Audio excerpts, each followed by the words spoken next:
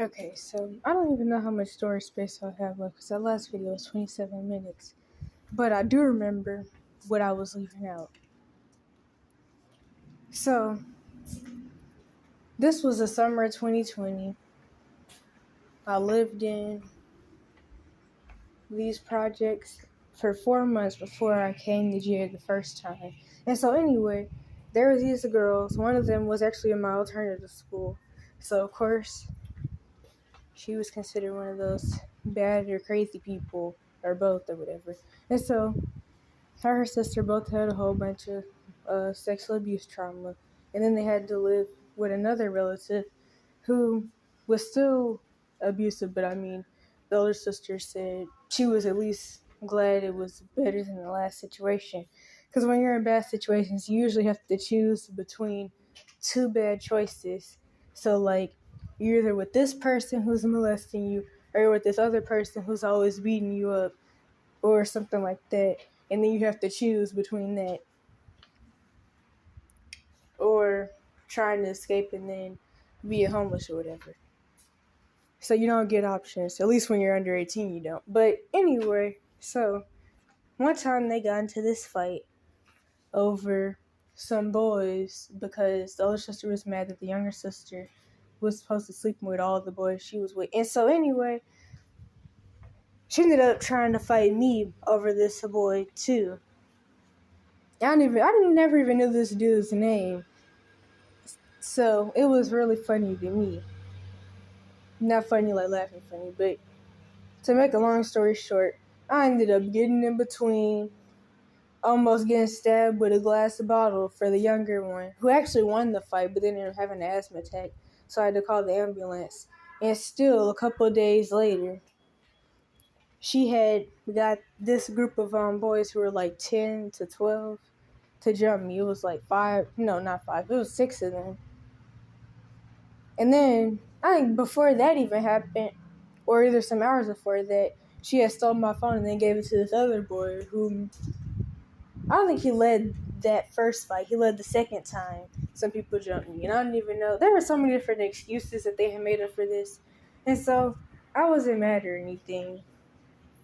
And I just feel bad for, like, the traumatized people who don't think about breaking cycles or either can't wrap their heads around it. So I really thought that, like, maybe we could be friends one day, but nope. I'm just the person that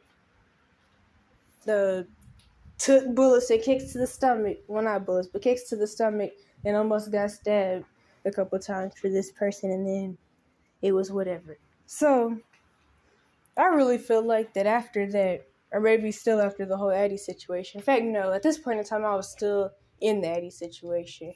So this was what really should have got me to, like, stop talking to people. But I still kept doing it anyway.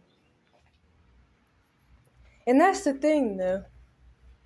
Stuff like this happens, but then once people become sociopaths and narcissists, everybody starts acting funny. Especially, like, to the sociopaths. But I know, well, sociopaths and narcissists don't usually get along because a lot of times sociopaths are made for narcissists. But still, especially with the sociopaths, people get funny when people become antisocial. But then they think they can treat people any type of way.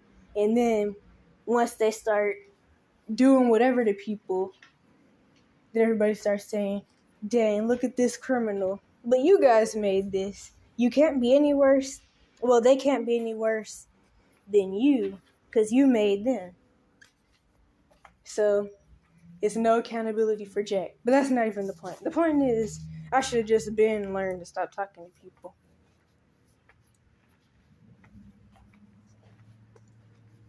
And people may say that I'm taking no accountability in this whole thing. But I mean, I really am, though. I'm taking accountability with the fact that I knew I should have stopped talking to people, and I kept doing it anyway out of desperation. But I still am glad that I did to a certain extent, because I met those different people, like the one who told me to try using Reddit, and then I met other people who really helped me understand my situation. Because honestly, if it wouldn't have been for the people, even the people in person, like my dad's girlfriends, even though they did the bare minimum and all they did was let me know that the situation is exactly what I thought it was and it wasn't okay, it still was, dang, starts coming out my nose. It still was good in a way, because if it wouldn't have been for them letting me know that it's not just all in my head, I probably would actually be insane or whatever, or something like that. So that was nice and all, but other than that, who's still here? Who? The people that I'm talking about in this video are the ones that are still here, and then the other ones that claim they'll be there are gone. And then there's the people that told me that my trauma is too much for them and it stresses them out because they don't know how to help. Which I call the person that specifically said that, I call her the girl from the 7-day friendship. And I mean, I definitely did mess that up because for one, I overshare, and then I like try to push things along too quickly because of attachment problems and all that. But the thing is, a lot of you people want early life crisis friends to catch charges with, but I was just looking for somebody to like be good friends with, maybe find some support. And I don't mind supporting other people because I mean, I'm always used as the unpaid therapist anyway. So that's the problem. Well, some people want friends to catch charges with or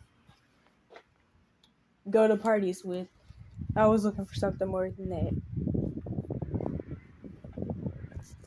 Not saying she's a criminal, but the party thing is definitely true because that's what she was looking for.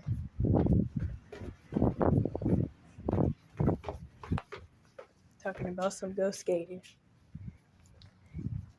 And then when I told her I probably wouldn't even be able to go skating with her, she got mad. And then actually it was right after that when she was like, I'm not sure if you're somebody I really want in my life.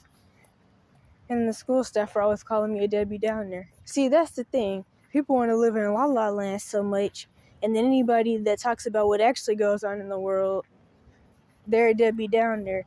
Or either they're called slow or they're called crazy.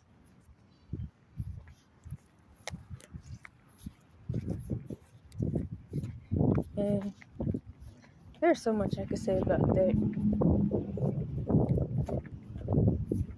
Because that's the thing. People want to live in La La Land to, like, be able to go to sleep at night. So, like, whenever I meet people and I would tell them about the Cash for Kids system and all that, they would tend to, like, start acting funny and they start answering the phone less and less. And it makes sense that some people just, dang, my voice is cracking. Some people just don't want to hear about that stuff. And they don't want to know about any stuff that's going on.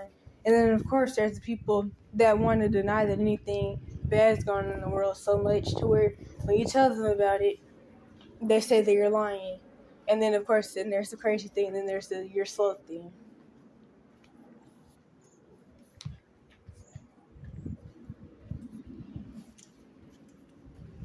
So that's why I really need to just stop talking to people until I know I find the right people.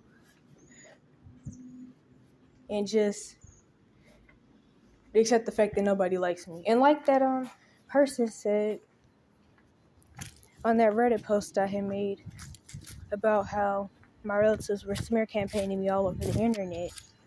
And so they told me about their story, how they basically grew up in a cult-like town, which I hear that there's a lot of those in Georgia. And so basically, I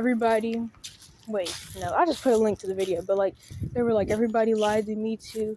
They told me I was crazy. They made me feel bad for, what did she say? They made her feel bad for talking about her sexual abuse, and she was like, don't feel bad, because nobody loves you, but nobody loved me either. And honestly, it's true. And that's the thing. When I would always talk about the fact that nobody, or at least nobody I knew, liked me, people would be like, oh, don't say that. You're always saying nobody likes you. But really, nobody does like me. And then when I start pretending they like me, then that's when I get in all these crazy relationships with people stealing money from me and sending me pictures of dead bodies and making jokes about it and all that mess. That's what happens when you act like people like you. You get into crazy relationships. And I really do blame myself.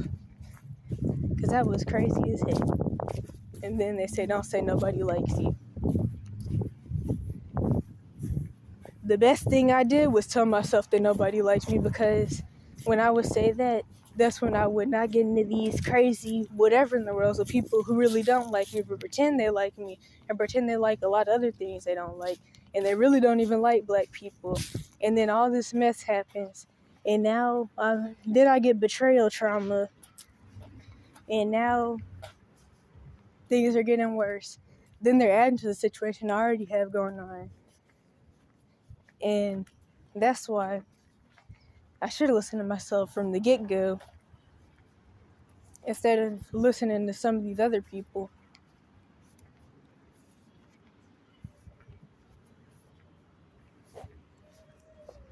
And I don't even think I have that much space left. But it's hot out here. I should have been back in the house.